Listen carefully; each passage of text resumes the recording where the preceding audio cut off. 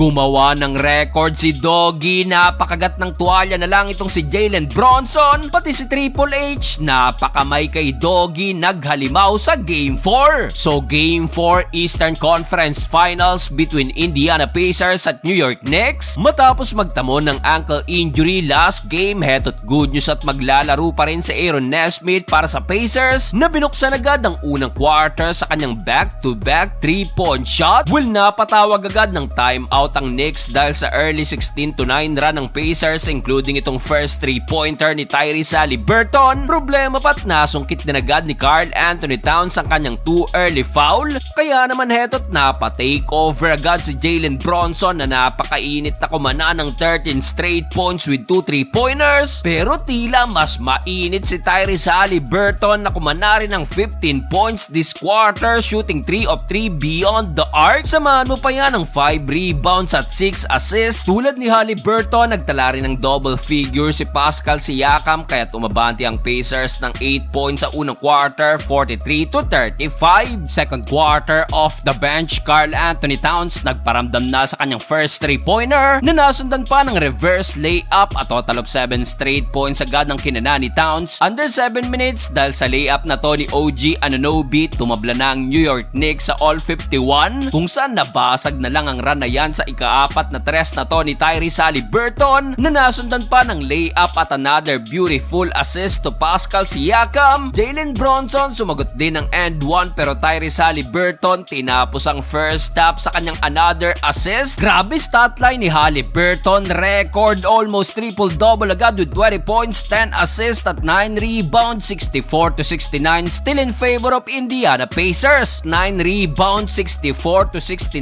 still in favor of Indiana Pacers. Start of the third quarter, Tyrese Haliburton again another assist to Pascal Siakam, 100 dunk. Naiwanang bukas pa si Miles Turner sa kanyang corner 3-pointer at dito pumalo na naman ang labang sa double digit. Heto't nagse-celebrate na naman agad si Tyrese Haliburton, kung saan naputol na lang yan sa 100 throwdown na to ni Karl Anthony Towns na nasundan pa ng isa mula naman kay Robinson, back-to-back dunk. Matapos yan, kumana pa ng another 9 straight points si Jalen Bronson with already 25 points. Kaso heto't may personal counter run na naman na nagawa itong si Tyrese Haliburton. Nagkapi pa sa ere kontra kay McBride na nagpa-hype palalo kay Tyrese na meron ng 28 points at 14 assists. Dahil dyan pumalo ulit ang labang ng Pacers sa double digit, 102-91. Fourth and final quarter, Pascal Siakam na hype agad matapos kumana ng 5 straight points including itong corner 3-pointer. May pabaon pang flying kiss sa bench ng Knicks. Dito umabot pa ang biggest lead ng Pacers sa 15 points. Napakagatwalya na lang itong si Jalen Bronson. Pero under 4 minutes, nabuhayan pang Knicks matapos ang kanilang 10-2 run na nagbaba na lang sa 6 points, 115-109. Kaso still na natiling aggressive itong si Tyrese Haliburton para sa Pacers. Under 2 minutes, nasaktan pa sa tuhod si Karl Anthony Towns. Sa ulit dahil sa dagger 3-pointer na to ni Toppin, umalagwa ng Pacers this series 3-1 dahil sa big time performance ni Tyrese Haliburton. Pati si Triple H napakamay na lang kay Doggy with 32